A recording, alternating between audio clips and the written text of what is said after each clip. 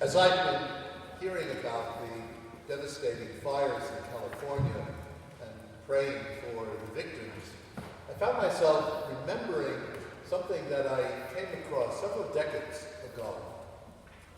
In the upper Northwest, there's a monastery. One of the monks there wanted to take a year in which he was even further removed from all kinds of distractions, really living like a hermit.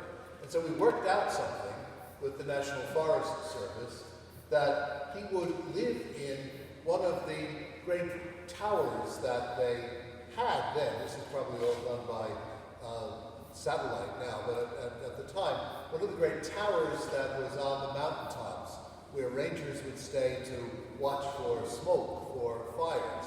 Well, he would relieve the rangers for that year and spend the time there himself in prayer and reflection.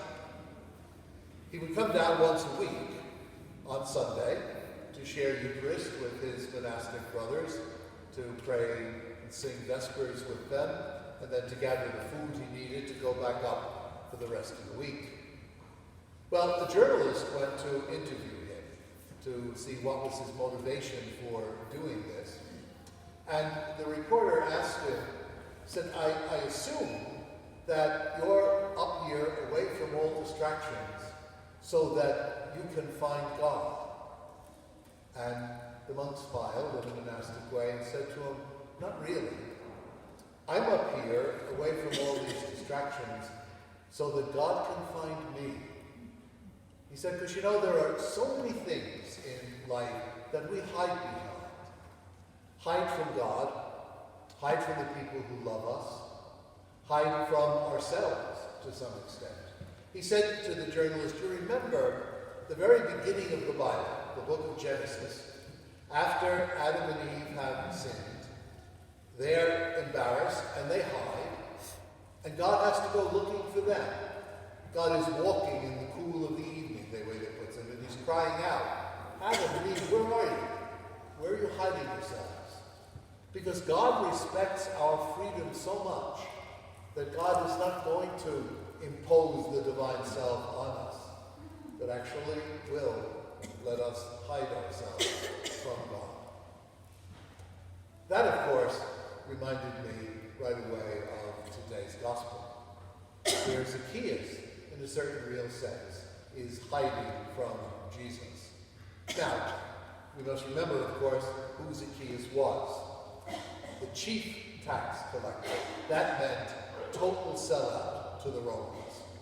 Complete traitor to his own people. So he had a lot to hide behind. He could hide behind the Romans. He could hide behind the fear people had of him. He could hide behind his wealth, all the money that he extorted from people in the name of imperial Rome. Yet there was something about Jesus that he felt he wanted to connect with, but he didn't want to get too close. He wanted to stay hidden. So Luke tells us that, yes, he climbed a tree because he was short of stature, but Luke makes sure that he tells us that it was a sycamore tree. And sycamore trees, as you know, are very full. You can easily hide yourself up in one. And that's what Zacchaeus decides to do. He wants to see Jesus, but he doesn't want Jesus to see him. So he's hiding up there. Jesus is coming by, has a sense of his being there, and calls out to him, hey, Zacchaeus, you look like a stupid fool up there. Come down. But not only that, making sure that Zacchaeus then can't run away and hide again. Jesus says to him, because I plan on staying at your house today and this evening. And Jesus looking at him with love. Jesus offering him his friendship. Jesus finding him changes everything for Zacchaeus. He says he's touched by that love. Touched so strongly that he says, I'm not going to cheat people anymore. I'm not going to extort people anymore.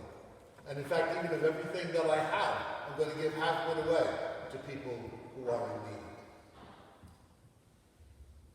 I think that gospel passage challenges you and me. What are the things that you and I hide from God behind? What are the things in our lives that we build up around us as protections against God, as protections against love?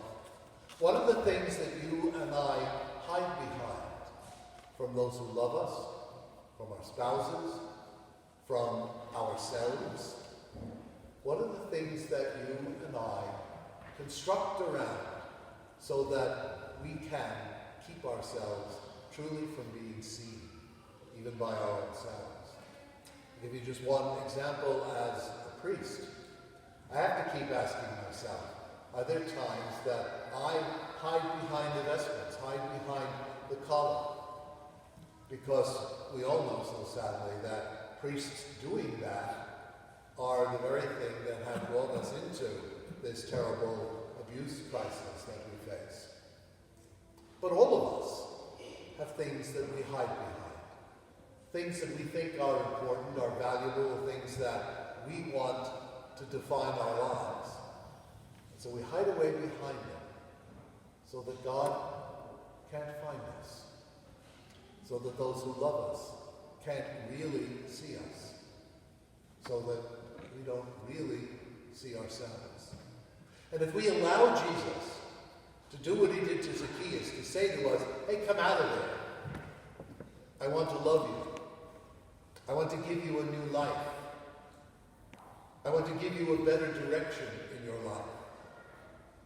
Then we can break through all those hiding implements. We can come down out of our sycamore tree and allow the Spirit of Christ to touch us, to heal us, and to become the people that you and I really want to be.